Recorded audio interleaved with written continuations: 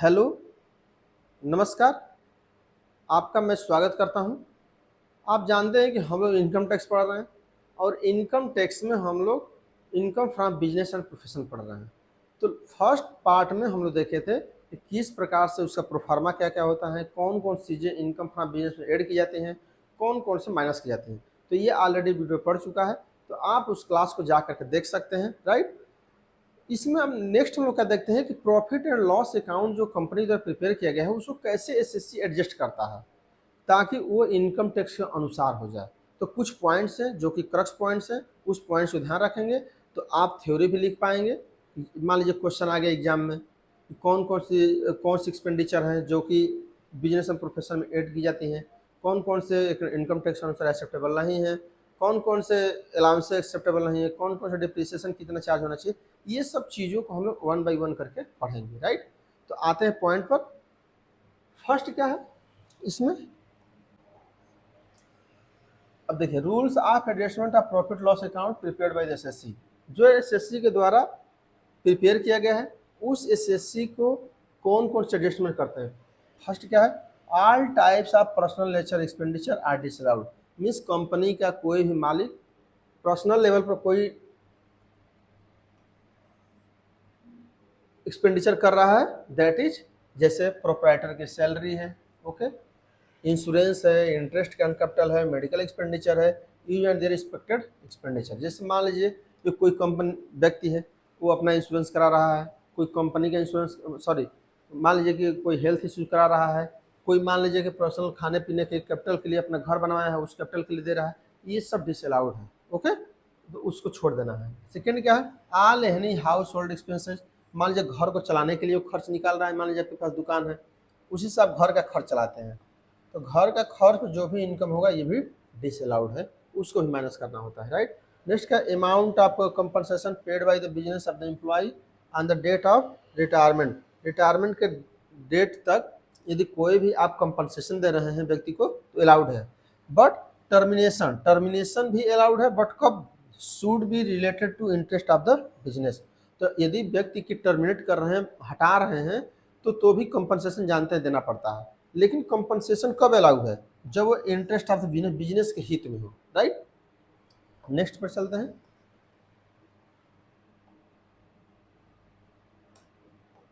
Next, any expenditure has been made by business entertainment of the employee. यदि कोई भी business के entertainment के लिए खर्च कर रहा है एम्प्लॉय के लिए तो एक्सेप्टेबल है, लेकिन कौन कौन होना चाहिए अलाउड, दशहरा के खर्च के लिए, दिवाली के लिए, ईद के लिए, या बर्थडे ऑफ द कंपनी। तो तीन चार चीज़ों के लिए, दशहरा पर खर्च कर रहा है कंपनी तो भी अलाउ है, दिवाली के खर्च पर कंपनी कर रही है वो भी अलाउ है, ईद कर रही है वो भी अलाउ है, बर्थडे ऑफ द कंपनी, अगर कंपनी का बर्थडे आ रहा है तो भी अगर इंटरटेनमेंट के लिए खर्च कर रही है that is allowed, right. Next क्या है, if any land purchase by the business but on the name of the district of magistrate then that will be allowed. अगर कंपनी कोई परचेज लैंड कर रही है लेकिन वो कहाँ करेगी, जानते हैं कि जहाँ पर रजिस्टर ऑफिस होती है वहीं परचेज किया जाता है, यदि वहाँ पर करता है तो ये अलाउड है, राइट। नेक्स्ट क्या है, any type of business losses accrued during the year allowed as robbery embezzlement. तो यदि कोई आप बिजनेस कर रहे हैं तो ड्यूरिंग ईयर में अलाउ है रॉबरी एम्बेजलमेंट। मीन्स मान लीजिए कोई रॉबरी लेके भाग गया, ओके, एम्बेजमेंट गबन कर गया, ओके, रॉबरी में चोरी हो गई कोई चीज़ ऐसी, तो इन दिस कंडीशन में भी आप अलाउ है। कोई गबन कर लिया, मान लीजिए कि 10 लाख रुपया कोई अकाउंटेंट चोरी करके लेके भाग गया तो भी अलाउ है। रॉबरी मीन्स कोई आपकी चोरी हो जाती है, लेके भाग जाता है, राइट। तो यहाँ ज़्यादा बताने की आवश्यकता नहीं, इसलिए मैं टाइम नहीं दे रहा हूँ, राइट। ये सब चीज़ें मैं लिख दिया हूँ, इसको आप लोग पढ़ लेंगे तो आपको इजीली और समझ में आ जाएगा। मैं सोच रहा हूँ कि वन बाई वन करके बता दूँ, और जहाँ पर मेरी आवश्यकता होगी डेफिनेटली मैं कोशिश करूँगा, राइट। नेक्स्ट क्या, all types of provision disallowed. जानते हैं कि प्रॉफिट लॉस अकाउंट में profit loss and appropriation account बनता है, तो एप्रोप्रिएशन अकाउंट में कोई भी आप प्रोविजन किए हैं, कौन कैसे प्रोविजन, इनकम टैक्स के लिए प्रोविजन किए हैं कि हमको इनकम टैक्स देना है, इसलिए provision for propose dividend.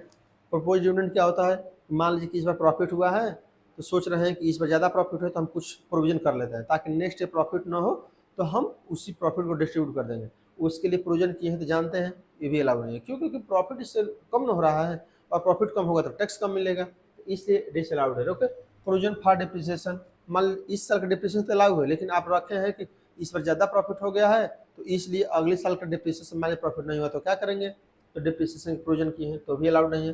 Provision for profit and loss, अगर कोई प्रोविजन कर रहे हैं प्रॉफिट और लॉस के लिए तो भी अलाउड नहीं है, राइट। तो जो भी कोई प्रोविजंस होते हैं that is not allowed in income tax act. Next point का expenditure of advertisement of business for allowed, यदि आप एडवर्टाइज करते हैं बिजनेस के पॉइंट ऑफ व्यू से तो अलाउड है। कोई बिजनेस देखते हैं कि लक्ष्य प्रचार आ रहा है, शैम्पू का प्रचार आ रहा है, कार के प्रचार आ रहा है, LIC का प्रचार आ रहा है, that is all advertisement is allowed, right. Next क्या है, any gift presents distributed by the company to public और employee disallowed as distributed of calendar, जैसे मान लीजिए कैलेंडर दे रहे हैं, ओके, डायरी, स्मॉल गुड्स, तो कैलेंडर डायरी सब दे रहे हैं तो भी अलाउड है। बट ऑब्जेक्ट ऑफ एवं डिस्ट्रीब्यूशन, जो कैलेंडर दे रहे हैं, डायरी दे रहे हैं, स्मॉल गुड्स दे रहे हैं, वो रिलेटेड किससे होना चाहिए, advertisement of their would be allowed, means advertisement के लिए हो, जो इस टॉपिक को मीन्स बिजनेस के पॉइंट ऑफ व्यू से हो, ऐसे समझिए, ओके, बिजनेस के पॉइंट ऑफ व्यू से तब डिसअलाउड है, राइट। नेक्स्ट क्या है, अमाउंट ऑफ टैक्स डिसअलाउड, जिससे अगर टैक्स, जैसे मान लीजिए किसी को गिफ्ट टैक्स दिए हैं और PL अकाउंट का डेबिट साइड में लिख दिए हैं तो डिसअलाउड है। वेल्थ टैक्स दिए हैं उसको भी खर्च में नोट कर लिए हैं, वे अलाउड नहीं है। इनकम टैक्स यदि दिए हैं उसको भी खर्च के रूप में काट लिए हैं तो that is not, but sales tax allowed. Sales tax क्यों अलाउड है, क्योंकि सेल्स टैक्स गुड्स पर लगती है सेल्स पे, जो कि इसमें तो GST लग रहा है, तो इसमें ये नहीं है। तो GST जानते हैं अलाउड है, अगर GST किसी चीज़ के लिए दिया जा रहा है तो माइनस कर सकते हैं, लेकिन गिफ्ट टैक्स दिए हैं, वेल्थ टैक्स दिए हैं, इनकम टैक्स दिए हैं, that is not allowed in the business profession income, right. Next चलते हैं,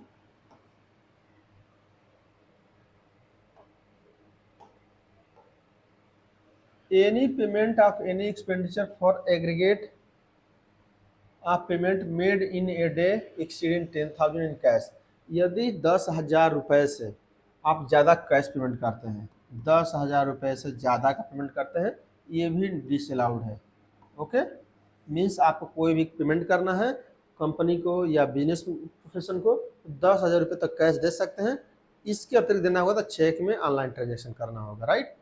अब इसमें एक क्लियरिफिकेशन है, क्लियरिफिकेशन का, if payment is cash has been made in the related running या हायरिंग और रिलीजिंग ऑफ गुड्स व्हीकल, मान लीजिए कोई ट्रक चला रहा है, कोई बस चला रहा है, कोई तेल टंकर चला रहा है, इस कोई कार चला रहा है, व्हीकल किसी को दूसरे को ले जाने के लिए, कहीं ले आने के लिए, मीन्स कमर्शियल पर्पज से कोई व्हीकल चल रहा है, ओके, पिकअप चल रही है, बस चल रही है, तो इसके लिए क्या है 35,000 है, जो दिया है ना 35,000, तो इस बात को ध्यान रखना है कि और कंडीशन के लिए 10,000 रुपये है, और केवल जो ट्रक चला रहे हैं मीन्स यहाँ क्या है 35,000 किसके लिए है, व्हीकल के लिए, ओके, व्हीकल के लिए है, और अदर कंडीशन में सबके लिए क्या है 10,000 रुपये, 10,000 केवल किसके लिए है, जो व्हीकल ट्रक बस ये सब चलाते हैं, राइट।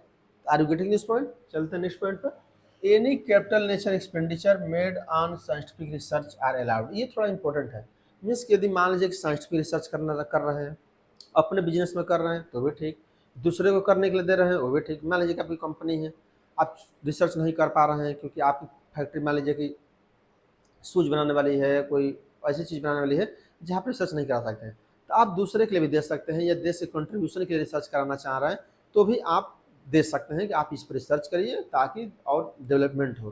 तो इसके संबंध में क्या है, कोई भी कैपिटल एक्सपेंडिचर कर रहे हैं तो क्या होगा, फर्स्ट पे क्या है, purchase of expenditure related to business, यदि कोई कैपिटल नेचर एक्सपेंडिचर कर रहे हैं किसके लिए, बिजनेस के पॉइंट ऑफ व्यू से, मान लीजिए आप कंप्यूटर की दुकान है या कंपनी है तो कंप्यूटर में न्यू तरीके से रिसर्च करना होगा, तो उसके लिए कोई भी एक्सपेंडिचर कर रहे हैं, कोई भी एक्सपेंडिचर, दैट इज 100% तक छूट है, आपको आप 100% ले सकते हैं, मीन्स जितना कि आप लाए हैं रिसर्च करने के लिए मशीन टूल्स प्लांट्स, उसको आप 100% ले लीजिए, छूट मिल जाएगा, राइट। नेक्स्ट क्या है, purchase of expenditure related to national interest, अब मान लीजिए कि नेशनल इंटरेस्ट के पॉइंट ऑफ व्यू से अपना काम नहीं है, आप राष्ट्र को ज़्यादा विकास करने के लिए आप रिसर्च करने के लिए टूल्स लाए हुए हैं, प्लांट्स लाए हुए हैं, मशीन लाए हुए हैं, तो इन दिस कंडीशन में 150% मीन्स 150% आपको मिलेगा। ओके, मीन्स अगर 100 रुपये के लिए हैं तो आपको 150 रुपये का छूट मिलेगा।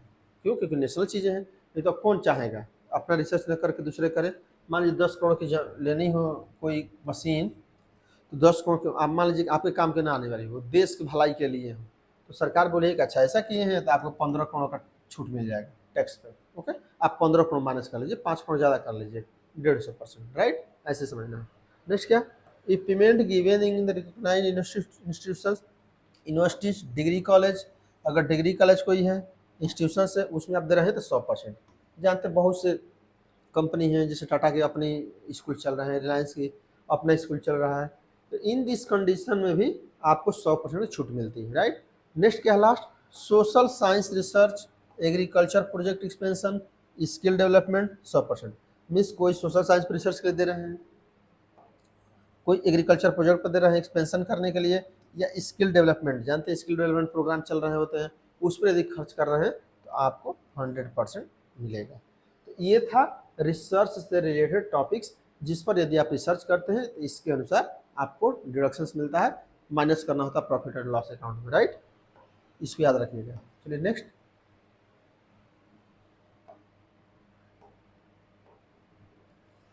All the illegal expenses related to illegal business for allowed, मतलब अगर इलीगल कोई बिजनेस करते हैं और उससे टैक्स देते हैं तो इलीगल स्पेंड कर रहे हैं वो भी अलाउड है, but amount of penalty is not, लेकिन उस पर कोई पेनाल्टी लग जाए, राइट, वो अलाउड नहीं है, राइट। जिसमें बताया था कि इनकम टैक्स के पॉइंट ऑफ व्यू से इलीगल इनकम है लीगल इनकम है, डजेंट इम्पोर्टेंट। ओके, ये इम्पोर्टेंट नहीं है, इम्पोर्टेंट क्या है कि आप टैक्स दे दीजिए। ओके, तो उस टैक्स जो इलीगल बिजनेस कर रहे हैं, तो इलीगल अगर कोई एक्सपेंडिचर हो रहा है तो अलाउड है, लेकिन आप जानते हैं कि है तो इलीगल ही।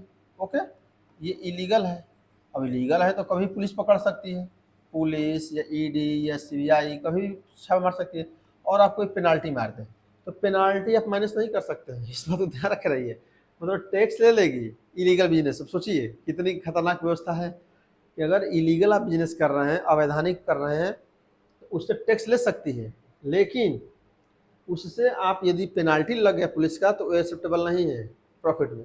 मान लीजिए कि 10 लाख का आपको प्रॉफिट हुआ और 1 लाख की पेनाल्टी लगे, तो ऐसा नहीं कि 9 लाख पे आपको टैक्स देना है, 10 लाख पर ही देना है, राइट, ये कहने का मतलब है। नेक्स्ट क्या है, डोनेशन एंड चैरिटी या बोर्ड डिसअलाउड, तो कोई भी डोनेशन कर रहे हैं, कोई भी चैरिटी कर रहे हैं, वो भी डिसअलाउड है, but amount of donated chamber of commerce is allowed. यदि चेंबर ऑफ कॉमर्स में कर रहे हैं, क्वेश्चन में जब आएगा तब देखेंगे चेंबर ऑफ कॉमर्स में किया जा रहा है तो अलाउड है, राइट। नेक्स्ट क्या है, if any amount paid by company as a salary and remuneration to the family member or relative for allowed, यदि कोई रिमुनरेशन दे रहे हैं फैमिली मेम्बर, फैमिली मेम्बर्स क्या, जैसे एम्प्लॉय है, ओके, एम्प्लॉय की वाइफ या चाइल्ड, उसको यदि दे रहे हैं तो फैमिली क्या था और रिलेटिव अलाउड है, but amount should be fair reasonable, लेकिन रीजनेबल हो, और ये क्वेश्चन में दिया गया होगा कि रीजनेबल है कि नहीं। हम ऐसा थोड़े किसी कंपनी की तरह 10 लाख दे दिए, 20 लाख दे दिए, 10 करोड़ दे दिए और चाह रहे कुछ उसमें माइनस कर लें प्रॉफिट लॉस अकाउंट से, तो ऐसा नहीं होगा, क्योंकि इससे करप्शन हो जाएगा कि नहीं।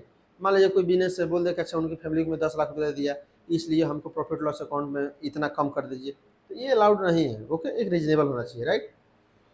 नेक्स्ट क्या है, अमाउंट रिसीव्ड द मैच्योरिटी या policy from LIC will be never income of SSC, अगर LIC की मैच्योरिटी मिल रही, जानते हैं LIC में जो भी मैच्योरिटी मिलती है दैट इज टैक्स फ्री होती है, कहीं पर भी इनकम एड नहीं होती है, राइट, इसी को बताया जा रहा है।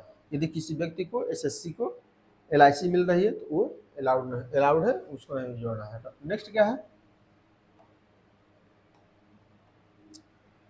amount of gratuity paid by employee of the employer of the employee on the permanent basis allowed, अगर ग्रेचुटी पेड किया जा रहा है, इट मीन्स क्या है, यदि ग्रेचुटी पेड किया जा रहा है तो ये अलाउड है, ओके, परमानेंट बेसिस पे। नेक्स्ट क्या है, expenses made by the company और employer of the promotion of the family planning scheme of employ full administration allowed, इसका मतलब क्या है कि फैमिली प्लानिंग मीन्स कि हम दो हमारे दो के यदि प्रचार कर रहे हैं, ओके, हम दो हमारे दो, इस टाइप का कोई प्रचार कर रहे हैं, सोशल अवेयरनेस, ओके, तो इसके लिए आपको छूट मिल सकता है, अलाउ है, और इसको डिडक्शन से भी देखेंगे, राइट, जब हम लोग 80C to 82 डिडक्शन देखेंगे तो इसको हम लोग देखेंगे, राइट।